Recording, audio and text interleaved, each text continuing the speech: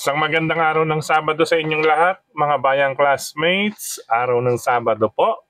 Nasa ika-23 araw tayo ngayon para sa buwan ng Agosto taong 2025. Hari naway mga nasa mabubuting kalagayan at kalusugan kayo sa mga sandaling ito para sa ating gagawing paglilibang sa mga pakarerang naihanda at nabuo sa atin ng MMTCI at Philippine Racing Commission Handicappers na magsisimula sa ganap na ika-4 ng hapon, mga bayang classmates. 7 races pa rin po, pero ang timpla ng karera, medyo balikatan po ang ilan, ha? Lalong-lalo na po yung huling 3 takbuhan. Medyo may kanipisan din ang lineup, mga bayang classmates, dahil nasa 7, no? 7 ang maximum or yun. Meron pala race number 1, 8 kalahok ang maglalaban. Iba po, 7 at 6, may 2 6. But anyway, bago tayo magpatuloy, nais ko munang i-welcome at pasalamatan ng ating mga bagong classmates. Welcome po at maraming salamat sa inyong pag-subscribe. Hari naway, lagi sana kayo tumutok at tumangkilig upang sa gayon ay meron kayong giya at gabay na mapapagbasihan, magagamit sa tuwing araw ng paglilibang. Siyempre, pagdating sa takilya, kayo pa rin po ang masusunod kung sino-sino ang inyong isasama sa listahan ng ating giya.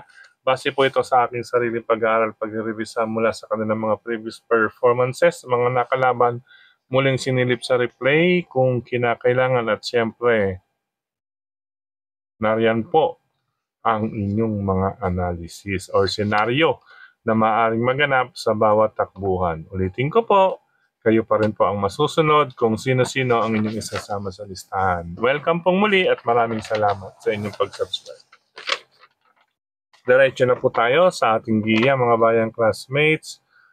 Race number 1, start ng winner take all, covers races 1 to 7, 3-year-old and above maiden race. Sa karerang ito, solo na lamang po ako. Maaring makagraduate na po sa kanyang maiden assignment. Itong kalahok numero 8 na si Borderline na sasakay ni Jonathan Vasco Hernandez. Maganda pa po ang kanyang post position. Huling pasok, hindi po magtatagal sa aparato, makakapwesto ka agad. Number 8, Borderline, race number 1 with JB Hernandez. Good luck mga bayang classmates. Race number 2 para sa start naman ng pick 6, covers races 2 to 7.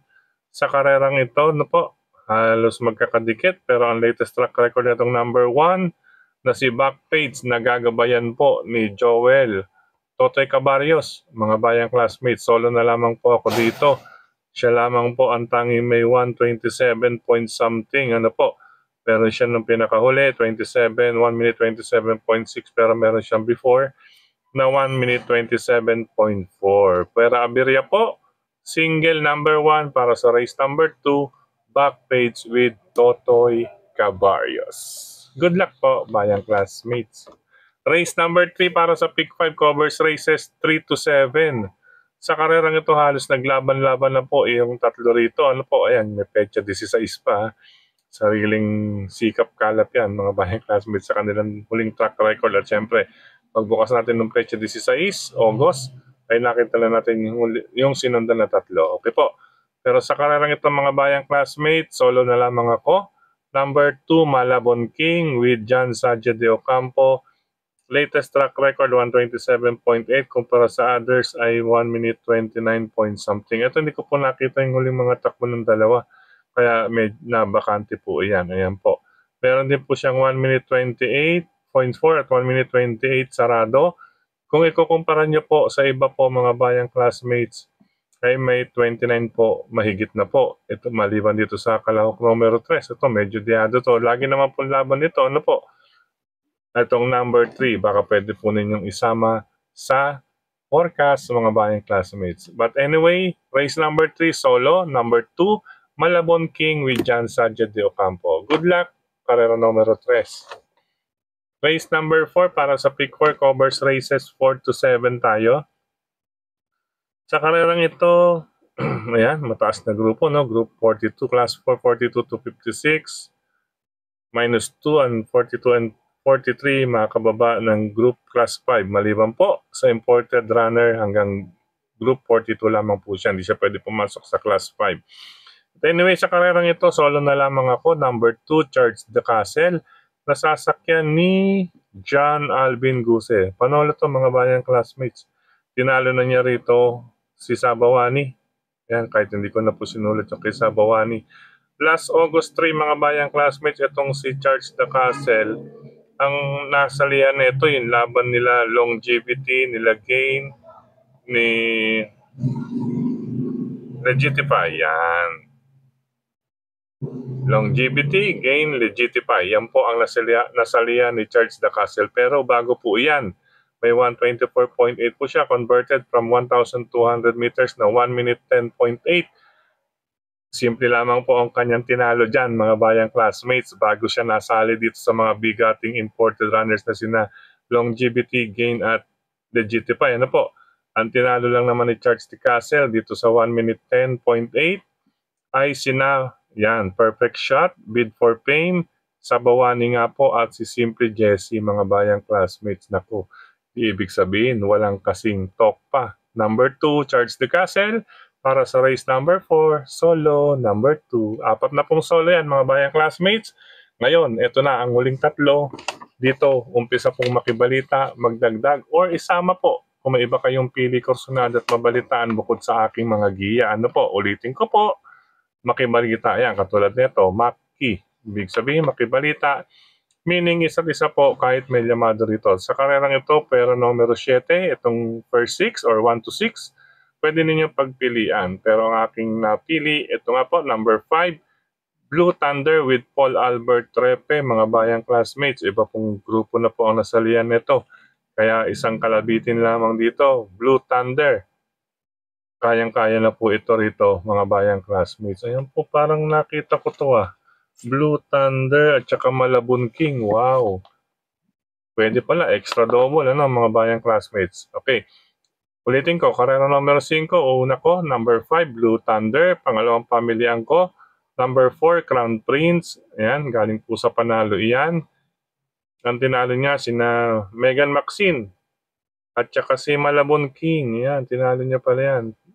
Ibig sabihin, babawian ni Blue Thunder si Crown Prince dahil tinalo ni Crown Prince si Malabon King last July 12. Ayan, July 12 yun, ano. Race number 2. Pero ang lakas nito, ano. Ulitin ko po. 5, Blue Thunder. 4, Crown Prince. Malalakas po na labanan. Pangsama ko, number 2, si Noble Promise. Hindi ko nakita po, hindi ko nakita kung ano yung uling tinakbo nito. But anyway, alam ko mataas ang nilalabanan din ito. Lulan po siya ni Jackie Jomer Istorque. 5-4-2 po, mga bayang classmates sa karera numero 5. Blue Thunder. 4, Crown Prince. 2, Noble Princess. Pero ang masasabi ko, makibalita rin po rito kung may nais pang iba maliban sa numero 7. Good luck po, mga bayang classmates. Ito, mga bayang classmates, race number 6, napakagandang karera. Semi-stakes race po ito kung tutuusin para sa akin. Ayan po, class 4, 42 to 56, minus 2. Ikataasan na grupo, 42 and 43, makakababa sa class 5, maliban po sa imported runner na hanggang 42. Pero sa karera ito, puro matataas pa to, no? Nasa 51 and 52 po ito. Ayan, may tuturi ko itong anybody's race, kaya may AR. Yung AR, mga bayang classmates, ibig sabihin, maraming senaryo ang maaaring maganap sa karerang ito. Maraming senaryo ang maaaring maganap, meaning, pwedeng may mga dumiskarte po ng gusto, or bakbakan kaagad, or may mga reremate. Ika nga, may tuturing din itong isang jockey's race. Ang jockey's race po, meaning, pahusayin ng diskarte, yan, at pati sa pag-ayuda. Ayan ha, iba pong ayuda yan, mga bayang classmates. Patatanggal na natin yan next year, wala na tayong ayuda. Anyway, joke lang po. Ano po? Sa karerang ito, anybody's race, ang aking pamilian, number 3, Bahagyang-Bagya, 3 and 7. Number 3, Buntay Shore with Jonathan Vasco Hernandez. At number 7, Veterano with John Alvin Guse. Siya po ang may latest track record na maganda. Last August 10, 1 minute 25.4, latest track record. Ito si Buntay Shore, nagbabatak na ng gusto. Napakalakas naman po ng kanyang huling nasalihan, mga bayang classmates. Pero siya po ang aking inuuna dahil malapit po siya sa tabing balya. Kaagad antimano, medyo doon po ang type niyang daanan malapit sa tabing balya. But anyway, ang ulitin ko nga, anybody's race ito, maraming senaryo maaaring maganap. Kaya maliban sa 3-7 magdagdag, pwede rin hong all. Kung may kapital na rin lang, total may 4 na hong pwedeng singlein. Dito, mag-all na lang ako para sigurado. Lalo-lalo na yung mga sasali ng pick 6, winner take all, pick 5, and even the pick 4. Ano po, last 3 races, napakaganda pong labanan nito. Okay po, 3-7, bahagyang-bahagya, dagdag or isama kung may pa kayong pili ko sonada or pwedeng lahatin. Napakagandang karera, race number 6. Good luck po mga bayang classmates. Last and final race tayo mga bayang classmates sa karerang ito. Since paratingan na lahat, syempre makibalita po tayo mga bayang classmates, lalo na yung mga ganyang grupuhan. Ano po, malapit sa 42 and 43. Meron dito mga 43. Mga local runners po ito. Kung sakaling hindi masasama sa unang 3 darating sa finish line, baka kababa sila sa class 4, sa class 5. Class 5 mga bayang classmates. Ito po, ayan, pag -2, 41 po yan. Pasok na pasok sa class 5, 17 to 41. If ever hindi sila mapapasok sa unang 3 darating sa finish line. Pero napipili sila rito mga bayang classmates, itong dalawang may 43. Kaya isa't isa pa rin po ang aking masasabi, makibalita po. Ito po may mga tsansa, yung may mga check, kung oras na may mabalitaan kayo na maayos or hindi. Kung mag-pick na lang po kayo, at syempre, huwag nyo na isasama yung inyong nabalitaan na hindi maganda. Pero overall, unahin ko pa rin dito ang kalawak numero 6 na si Gemma Bed na sasakyan ni Christopher Villarin Tupe Garganta. Yan, pwede pong solohin ito para sa akin. If ever man tototohanin, tototohanin talaga no?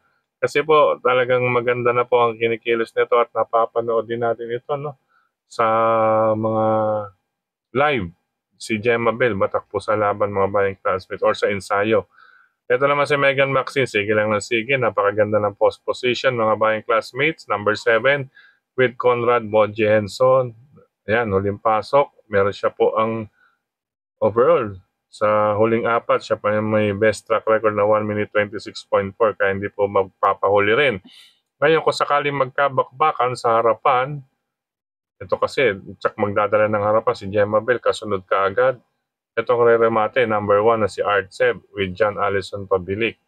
Ayan po, mga bayang classmates. 6, 7, and 1 lamang ng bagya, pero kaya nga ng akin nabanggit, paratingan, makibalita po, at baka may mabalitaan kayong iba, pwede may mga pang-reserva 4 and 5. Pwede rin yung laruin sa Penta-Pekta, pasok na rin yan.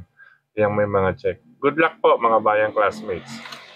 Sa pagkakataong ito muli, maraming salamat sa inyong pagtutok, pagtangkilik, pagsubaybay. Higit po sa lahat, sa mga nagtitiwala, maraming salamat din sa lahat ng admins at members ng grupo ng mga karerista sa social media, sa mga nagla-like, nag-heart, nagsishare, at nagko-comment. Siyempre dito rin sa ating YT channel mismo, mga bayang classmates. At siyempre, maraming salamat din palagi kay Sir Dennis Gonzalez, kay din kay Tokayo Frederick Abil sa nagbabahagi na ating giya sa kanilang mga grupo ng karerista sa social media nga po. Speaking of social media, mga bayang classmates, supportahan din po natin ang ating kapwa vloggers sa kanilang mga pagbabahagi ng giya. Supportahan din po natin. Sa pagkakataon nito, congratulations in advance. Ayan magse-celebrate po ngayong araw ang samahan ng Ping Ping Group. Ayan, Ping Ping Group. Diyan po sa number 3, Bonifacio Avenue, Quezon City, Ping Ping Lechon Restaurant and OTB na pagmamayari po ni Cap Makachua. Siyempre nandiyan din si Sir Bong Chua. Nandiyan po ang mga admins ng Ping Ping Group. Ayan balita ko may 6 na tables. Yan ang nakalatag sa Ping Ping Lechon Restaurant and OTB niya sa Bonifacio. Celebration po, eyeball nila ngayon or anniversary na rin. At magtitipon-tipon ang mga Ping Ping Group. Siyempre sa pangunguna ni Brother Gary, Brother Yet mo na lang sa Brother Edgar, Brother John, siyempre Brother Mar Camon, siyempre si Brother Dexter at si Boss Roger, huwag kakalimutan yan. Boss Roger, TRB, race 1, 2, 3, and 4, 8, 1, 2, 2. Bahala na sa huling 3 karera. Ayan po. At syempre, hello and happy racing din sa mga bayang karerista dyan sa RTOTV, Mr. Bonjing OTV, Lungsod ng Valenzuela po yan. Sa ADA OTV, parteng Bulacan po yan. Sa Ubando yan, harapan ng Orocan. Ano po, ADA OTV, Ubando, Bulacan, harapan ng Orocan. Kaya na magkatunog, Bulacan na, Orocan pa. At syempre sa Bulacan pa rin ang OTV ni Sir Nestor De Paz dyan sa Malolos OTV. Magnagawi kayo sa Malolos. Bisitahin nyo na po yan ang Malolos OTV ni Sir Nestor De Paz. Pwede na rin after the mass, pag weekend, dyan sa Malolos, pwede na rin po maglibang dyan kay Sir Nestor De Paz. Malolos OTV. Alam na po yan, pagtanong niya lang po dyan. At syempre, hello na happy racing din sa mga batang Kangkalu. Yan, si Captain Barry Aldi Jr. and friends. Happy birthday, happy racing. Mga kagrupo dyan sa Caloocan, yan, sa Stanley OTV, hari ng Yambo OTV, Scratch OTV. Siyempre sa dulo ng 6 Avenue, Banal OTV, kanto na ng A. Bonifacio, Quezon City na rin po yan. At siyempre dyan sa Cafe Retiro OTV, yan, siyempre. Cafe Retiro OTV, nabisita na natin ulit yan. At siyempre dyan sa Barkadahan OTV. Barkadahan OTV, ito hindi pa natin nadadayo ito or nabibisita. Dyan po yan sa may Antipolo Street. Galing ka ng Solis, Manugit, or Tambunting, Jose Abad Santos Avenue bago dumating sa release ng train, kakanan ka sa Antipolo, Barkadahan OTV. Hello po sa inyong lahat dyan. Siyempre sa Blumentritt, Tatsuki OTV, Bayani OTV, at sama ko na rin Raymond's OTV dyan sa may Juan Luna Hermosa ba yan, ano? Nandiyan si Brother Jeff Escultura. Yan, Brother Jeff Escultura and friends. At syempre sa Kirikada OTV nito kayong Frederick Cabil. Kirikada OTV, bayang karerista natin dyan. At syempre sa World OTV ba yan? Yung dating Yoko OTV ni kapatid na Bobby Bertol at ni Kagawad Willie Bertol. Siyempre pa si paring Winnie Boy. Hello sa inyong lahat dyan. Ngayon din sa Kambingan OTV, dyan sa may Felix Huertas near Tayuman Street, Felix Huertas, ano? Kambingan OTV. Siyempre, solid dyan ang mga karerista dyan sa Kambingan OTV. Bueno mga bayang classmates, hanggang dito na lang pansamantala. Kita-kits po muli tayong bukas para sa ating weekend races. Araw ng Sunday, August 24. Ayan, maganda po ang karera. Meron po tayong aabangan dyan na sprint race. Ano po? 5 maglalahok. Siyempre, pinangungunahan niya ni number 2, Worshipful Master. Yan, Worshipful Master. Kalaban sina number 1, Boss Ako Naman, 3, Gamer Winner, 4, Palawig, at si number 5, Secretary. Worshipful Master. Yan. Okay po. Ingat po sa lahat ng mga mabiyahe, sa mga riders na katulad ko. Ingat po sa kalsada, sa mga magtutungo ng OTV. Good luck. God bless. Love you all, mga bayang classmates. Paalam pansamantala. Bukas, kita-kits muli.